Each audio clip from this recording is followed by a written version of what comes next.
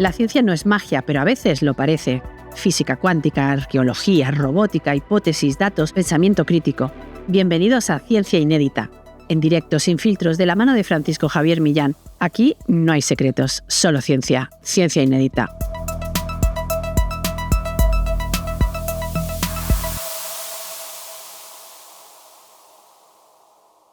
Bienvenidos y bienvenidas una vez más a Ciencia Inédita.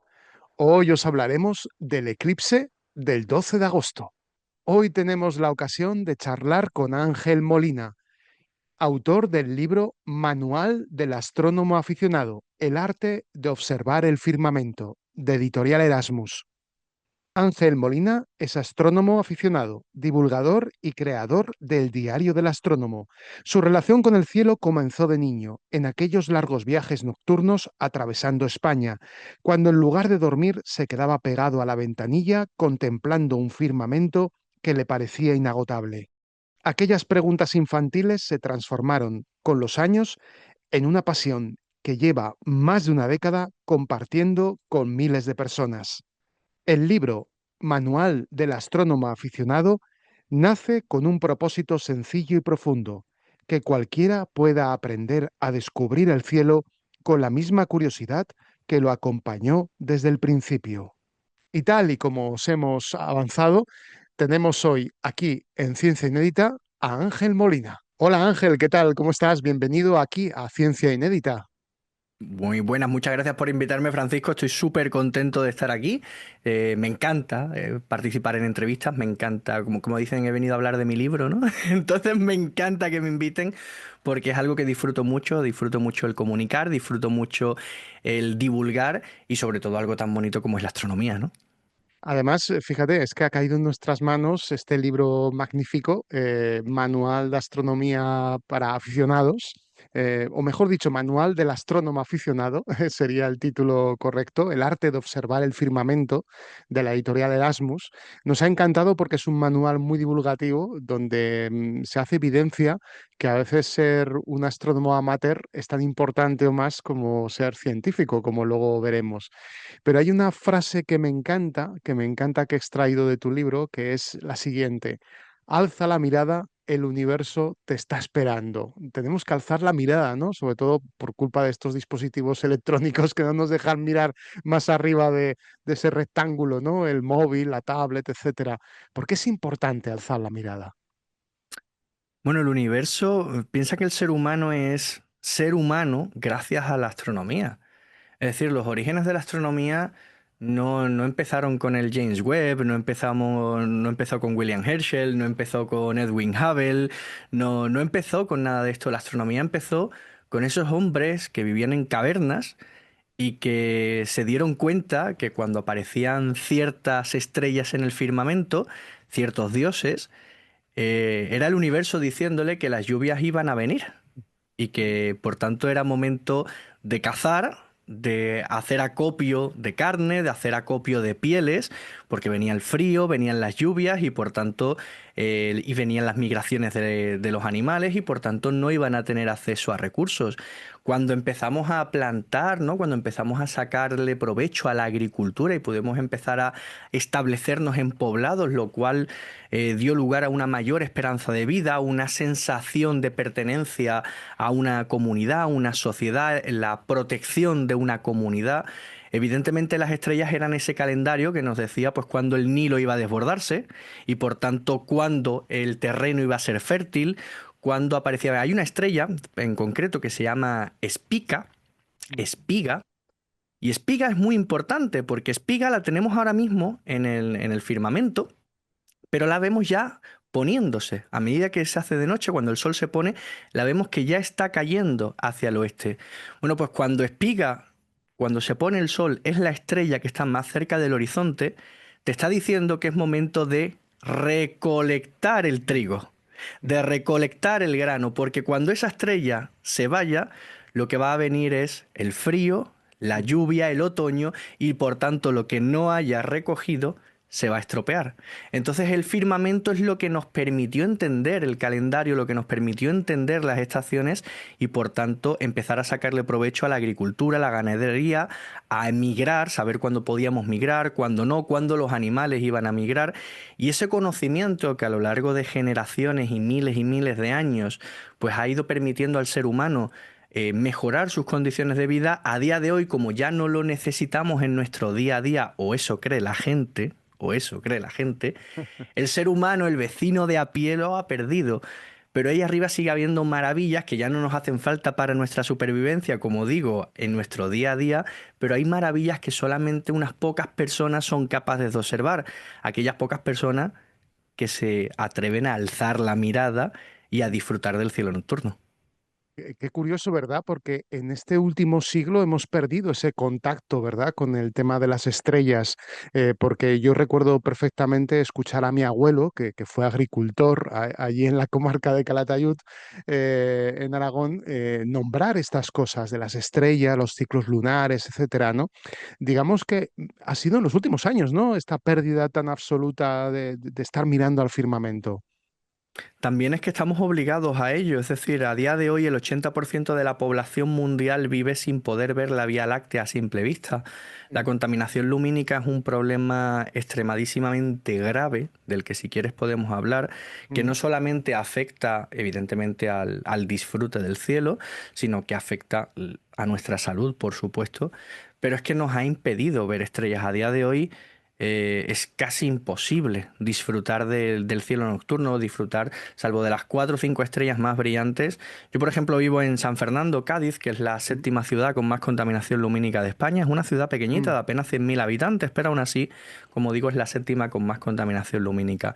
Y aquí apenas se pueden ver 50, 60 estrellas, las 50, 60 estrellas más brillantes del firmamento, lo cual no es nada.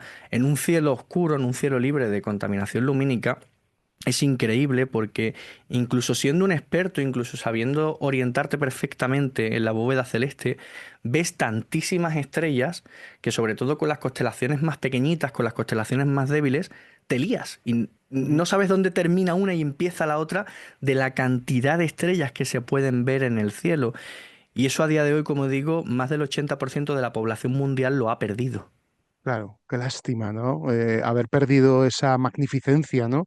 De ese universo que nos está esperando. Y además en tu libro mencionas que la astronomía es en sí misma un arte, una ciencia, evidentemente, pero también un arte. ¿Por qué esto?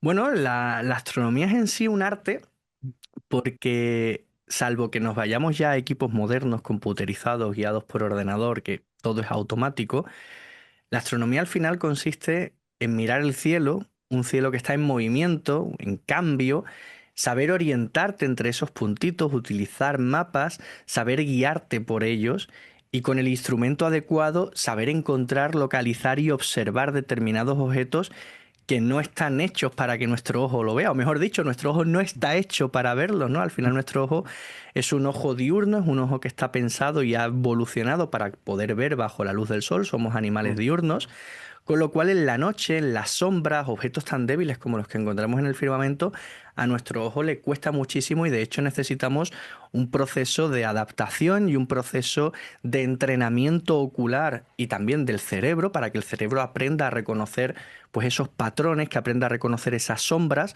para poder extraer detalles de las imágenes que vemos. Entonces, al igual que cualquier otra afición o al igual que cualquier otro arte que necesita de disciplina, de entreno, de práctica, la astronomía lleva todo eso a casi un máximo exponente porque necesitamos aprender a orientarnos en el cielo, necesitamos entrenar nuestro ojo y nuestro cerebro, necesitamos aprender a manejar herramientas y a entender todo ese conjunto que nos permite practicar la astronomía.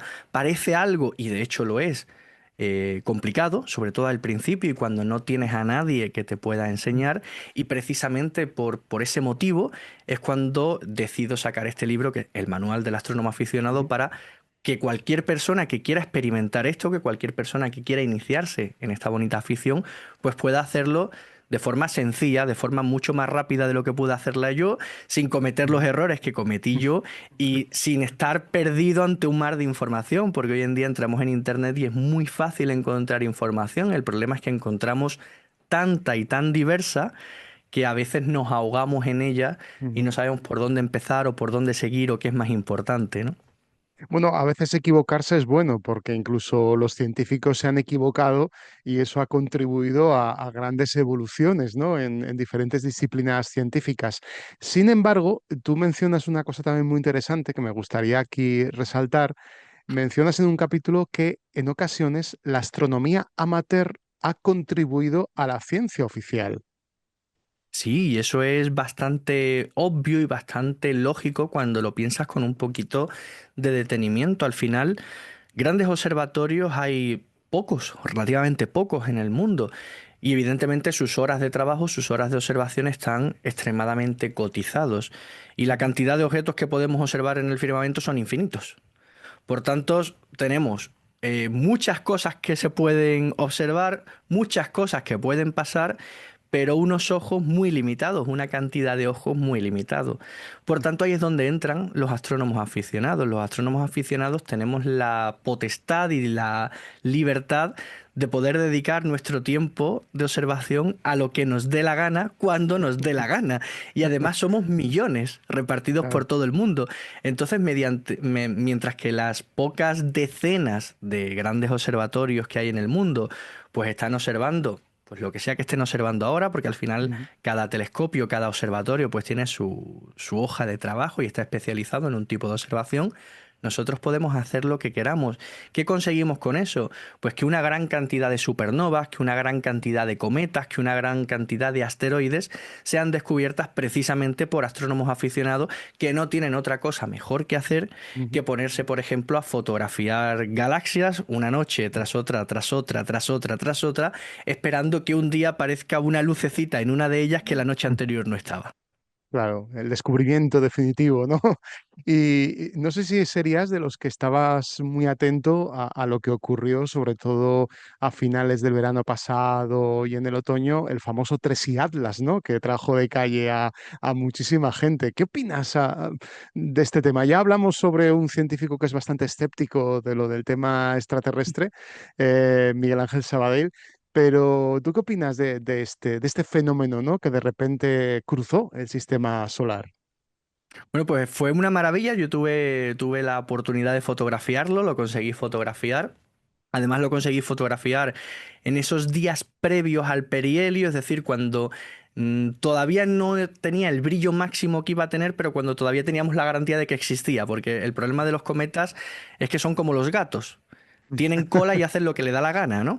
Entonces, los cometas cuando se acercan al Sol, pues hay grandes probabilidades de que revienten por culpa de una Ujú. sublimación extrema, ¿no? Afortunadamente, Tregiarla sobrevivió y se pudo seguir observando durante más tiempo. Y ahora, precisamente, hace unas pocas semanas han salido los primeros resultados de los primeros estudios que se pudieron hacer con ALMA, con Spherex y con James Webb. Y bueno, nos están revelando cosas muy interesantes. Nos están revelando que tiene metanol, por ejemplo, que es una molécula común en todos nuestros cometas. La gracia es que la proporción de metanol en el 3 Arla es absurdamente alta en comparación con el resto de moléculas de referencia si las comparamos con nuestros cometas. ¿Qué es lo que nos está diciendo todos esos datos? Porque al final se han descubierto al final que tiene los mismos componentes que nuestros cometas, pero en proporciones distintas. Lo Ujú. que nos dice es que se formó en un sistema muy extremo, en unas condiciones muy extremas, muy, muy distintas a las que tenemos en el sistema solar, pero que aún así en esas condiciones tan extremas encontramos esos precursores de esos aminoácidos, de esos ingredientes necesarios para la vida, para que todo el mundo nos entienda. No es que tenga los ingredientes, sino que tiene los precursores necesarios para Ujú. los ingredientes. Es decir, que incluso en un sistema solar extremo, como tuvo que ser el que dio lugar al 3 y Atlas, hace casi tanto tiempo como el universo, y es que es muy, muy antiguo, se estima que es tan antiguo o más que nuestra propia galaxia, Wow. ya que tiene entre 7 y 14 mil millones de años más que nuestro Sol. Esto lo abarca Es decir, todavía, como digo, son estudios muy preliminares, entonces el intervalo de confianza es muy amplio. Nuestro universo tiene 13.800 millones de años, por tanto es imposible que el cometa tenga 14.000 millones de años más que nuestro Sol. Nos estaríamos yendo ya a cerca de los 20.000 millones de años. Todavía es muy grande ese intervalo, Qué pero sí que cifras, nos ¿eh? está Qué diciendo, claro, cifras. nos está diciendo que es muy antiguo, lo que Ujú. significa que en una época muy temprana de la formación galáctica ya estaban esos primeros ladrillitos necesarios para dar lugar a la receta de la vida. Y como digo, en un sistema solar muy extremo, con unas condiciones muy extremas, lo cual son esperanzas muy positivas para poder encontrar, ya no digo vida, sino quizás indicios o restos de ella. Ujú. Vida inteligente, eso ya no lo sabemos, pero es Eso el es gran misterio. complicado. Eso es complicado, la vida inteligente es complicada no porque sea difícil de formar, sino por las condiciones necesarias para Mm, ello coincidir en tiempo. Es decir, claro. sería absurdo y muy egocéntrico por nuestra parte pensar que somos especiales. No somos especiales, no estamos en un lugar especial ni nada así. Lo que sí es cierto es que nuestro planeta ha sufrido 5 grandes extinciones en masa. Mm, Nuestro planeta ha estado 5 veces a punto de perder toda la vida que había en él. Entonces, que tener toda una serie de procesos que han forzado la aparición de la vida, podemos ir a un ejemplo muy claro. Si hace 65 millones de años mm. el meteorito Chicxulub no hubiese extinguido a los dinosaurios, los pequeños mamíferos no habrían podido dominar la Tierra, no habrían podido evolucionar y nosotros no estaríamos aquí, ¿no? Es decir, Claro. el que nosotros estemos aquí no es solamente el resultado de que en un planeta tú pongas los ingredientes necesarios, sino que también se tienen que dar una serie de casuísticas y características Ujú. para que la vida pueda abrirse camino y evolucionar en el sentido correcto, ¿no? Entonces, encontrar vida en nuestra galaxia es perfectamente posible. Recordemos que una célula es vida. No hace Ujú. falta tener patitas y ojos, una célula es vida. Encontrar vida inteligente ahora mismo, al mismo tiempo que nosotros en nuestra galaxia, dado Ujú. el tipo de estrellas que hay en nuestra galaxia, dada los procesos tan complicados que es necesario, la estabilidad en el tiempo necesaria para que todos esos procesos puedan ir evolucionando, estadísticamente es muchísimo, muchísimo más difícil de lo que nos gustaría asumir. Sí, un gran desafío para la ciencia y para la humanidad en sí misma. El tema que nos ha traído aquí es el famoso eclipse del 12 de agosto. Es el tema estrella. Todo el mundo habla en los medios de comunicación y también en YouTube y en otros medios, ¿no? Este eclipse, este evento va a contribuir, entiendo, a crear a más aficionados, ¿no? A la astronomía. Ya de hecho lo estamos viendo, ¿no? La compra de aparatos para poder seguirlo, etcétera, ¿no? Va a ser algo importante, ¿no? Como cuando ocurre un mundial que se venden muchas televisiones, pues aquí ocurre lo mismo con la astronomía, ¿no? Algo parecido. Efectivamente, un eclipse, lo guay que tiene un eclipse, a mi modo de ver, es que, por ejemplo, el paso de un cometa necesita de instrumentos específicos para observarlo. Una lluvia de estrellas necesita de un cielo oscuro, una luna ausente, unas condiciones de observación adecuadas y estar atento durante horas. Cualquier evento astronómico necesita de estar en el momento adecuado, con las ganas de observarlo y con el instrumento adecuado. En cambio, los eclipses no. Los Mm, eclipses lunares y solares los vas a ver, porque te pille mm, donde te pilles, la luna se vuelve roja o el sol se apaga. Entonces, te pille donde te pille, te vas a ver. Y a lo mejor, porque estoy segurísimo, a día de hoy hay mucha gente que no sabe que el 12 de agosto va a haber un eclipse solar total. Hay gente que vive en su burbuja dentro de una cueva. Sabe los resultados de los 104 partidos del Mundial, pero no sabe que el 12 de agosto tenemos un evento histórico en España. Pero no pasa nada porque el año que viene lo volvemos a tener y al mm, siguiente lo volvemos a tener. Por tanto, sí va a haber mucha gente que va a descubrir algo que es mágico, algo que históricamente ha sido de una importancia en el arte, en la ciencia, en el cine, en la literatura, en absolutamente todo. Ha habido, bueno, ha habido gobiernos que han caído. Ha habido imperios que han caído por culpa de un eclipse e imperios que se han alzado gracias a eclipses, ¿no? Entonces, muchísima gente va a descubrir un fenómeno que con suerte se puede llegar a ver una vez en la vida, y mm. España tiene una suerte increíble, ¿no? Con esta triada de eclipses, tenemos 3 oportunidades para hacerlo, con lo cual estoy seguro que mucha gente se va a sumar ya a una afición que cada día tiene más adeptos porque cada día es más accesible. Mm. Sigue siendo una afición cara, pero ya no tiene nada que ver con cómo era hace 10, 15 o 20 años. Has comentado en la ficción, en el cine y en los cómics. Yo recuerdo leer de niño El Templo del Sol de Tintín, donde se ve un eclipse y cómo Tintín logra salvar a sus compañeros y a él mismo de ser quemados, ¿no? En una pira de fuego. Esto es un cliché, ¿no? Dentro de lo que es la ficción, porque hay muchos ejemplos en la literatura. Por ejemplo, estoy recordando también Un Yankee en la corte del rey Arturo, de Mark Twain, que también su protagonista se salva también de una pena de muerte, ¿no? Gracias a un eclipse que predice, pero que realmente él ya sabe de antemano. Pero es algo que también ocurrió en la realidad, porque tengo entendido que hay un episodio relacionado con Cristóbal Colón en Jamaica que se salvó gracias a un eclipse. Efectivamente, en Jamaica fue en el año 1504, si no me Ujú, equivoco, había un eclipse lunar total. El caso es que Colón arribó a Jamaica con los barcos destrozados, con una tripulación bastante exhausta, enferma, necesitaba víveres, necesitaba comida, necesitaba medicinas y necesitaba materias primas para reparar los barcos. Y los jamaicanos le dijeron que no a Colón. Entonces les prohibieron desembarcar y llegó Colón y les dijo que eso iba a enfurecer tremendamente a su Dios, que si no le daban lo que pedían, pues la luna se teñiría de sangre, y cuando viesen a la luna teñida de sangre sabrían que los siguientes serían ellos. ujú, Efectivamente, llegó el eclipse, la luna se empezó a teñir de rojo y a los 5 minutos Colón tenía a los pies de su barco a todos los jamaicanos con fruta, comida, madera, lo que ujú. hiciese falta para salvar las vidas. Qué curiosa historia. Casi como lo de Tintín, ¿eh? De hecho, luego Hergé reconoció que había leído episodios de este tipo y que se había basado en ellos a pesar de las imprecisiones, ¿no? que hay en el propio cómic, pero que bueno, nos abrió la imaginación a muchos de los niños que leíamos esas aventuras del Tintín cuando éramos pequeños. Hay otra película que es Apocalipto, la película de Mel Gibson. También aquí creo recordar que hay un error de bulto.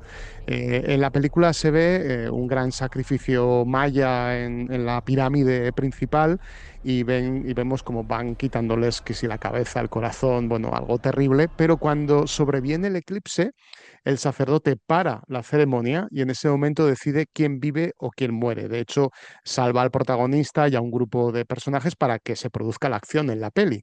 Y además, cuando ya empieza la persecución, aquellos que sepáis y hayáis visto la película, la persecución está tan voraz, ¿no? Que ocurre en la selva, hay un momento dado que viene la noche y se ve una luna llena gigante, una luna llena esplendorosa. Esto es imposible, ¿no? Porque cuando hay un eclipse Es hay imposible. hay luna nueva, ¿no?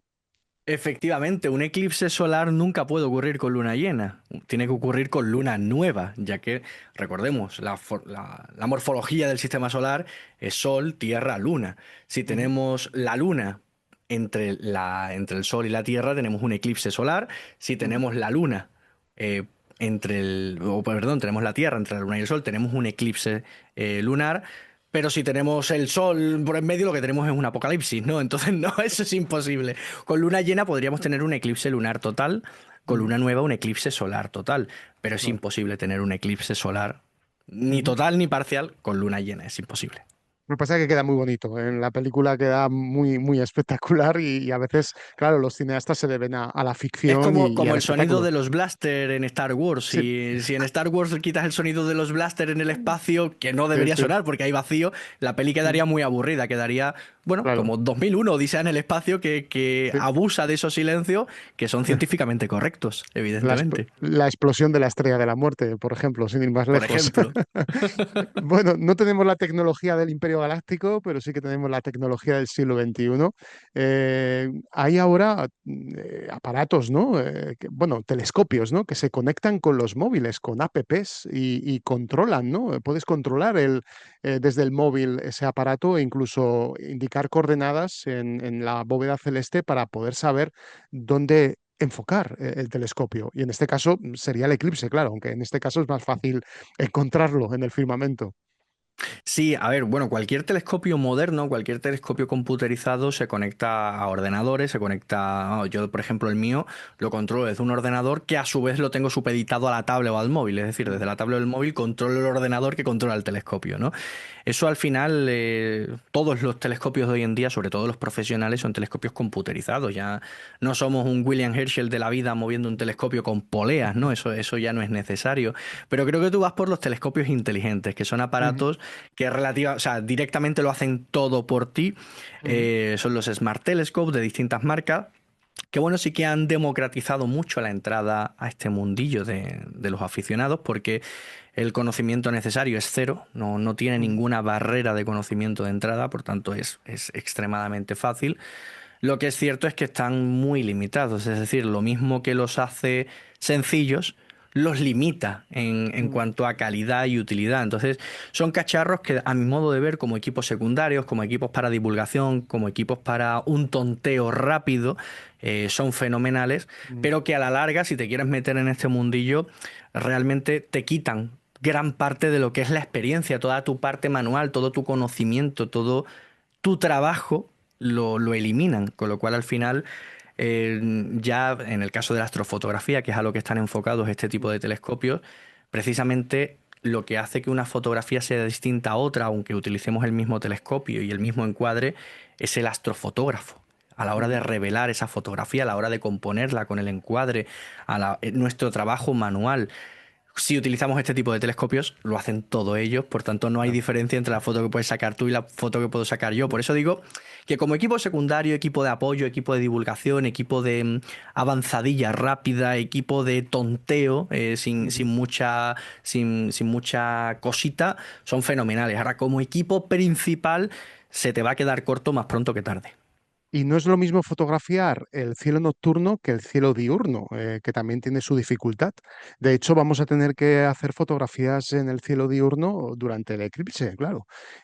Claro. ¿Qué recomendarías para captar bien este momento?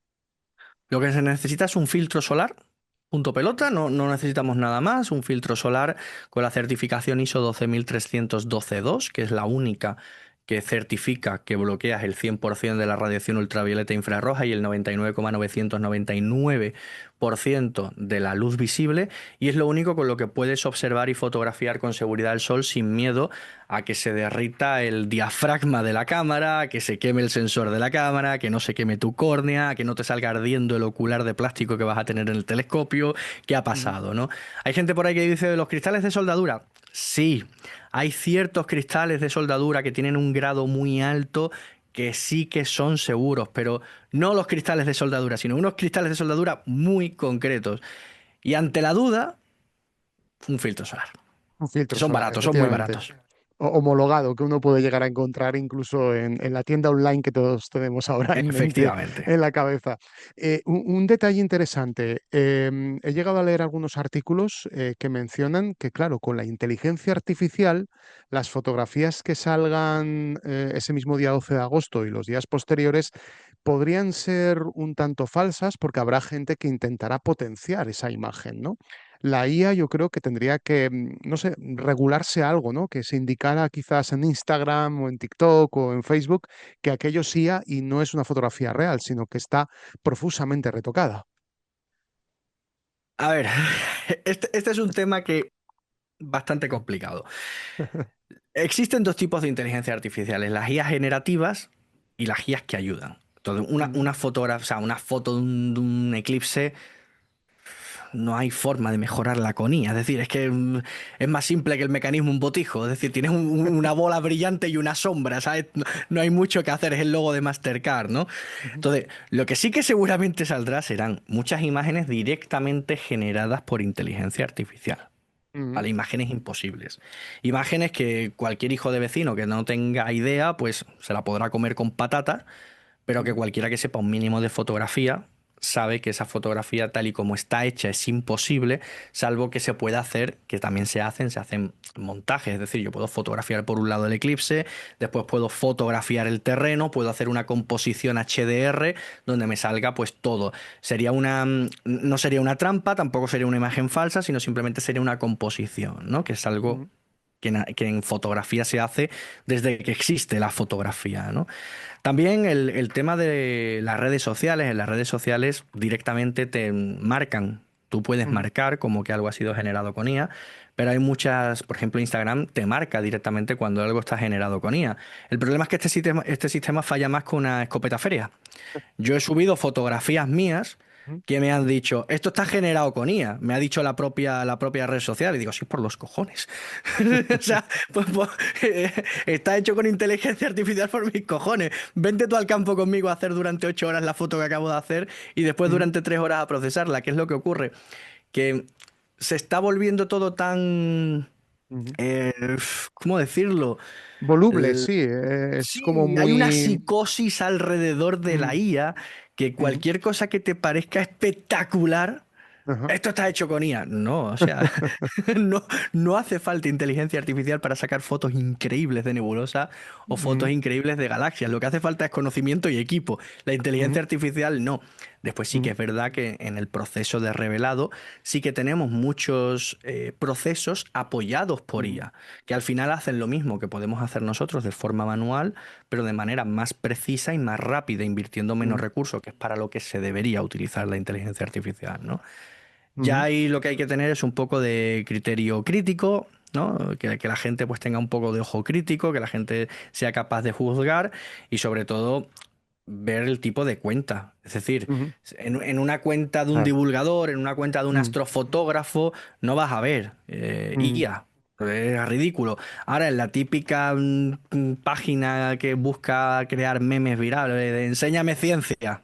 mm. Pues sí, ahí va a haber mucha IA, porque Va a lo que haber buscan es mucha, cosas para que se viralicen, ¿no? claro. Un buen fotógrafo, además, siempre te va a poner los parámetros con los que ha tomado Ujú. la foto, te va a poner los equipos, entre otras cosas, porque ya que nos gastamos un dineral en equipo, pues también presumimos de lo que tenemos, ¿no? Claro, hay que presumir de lo que uno tiene.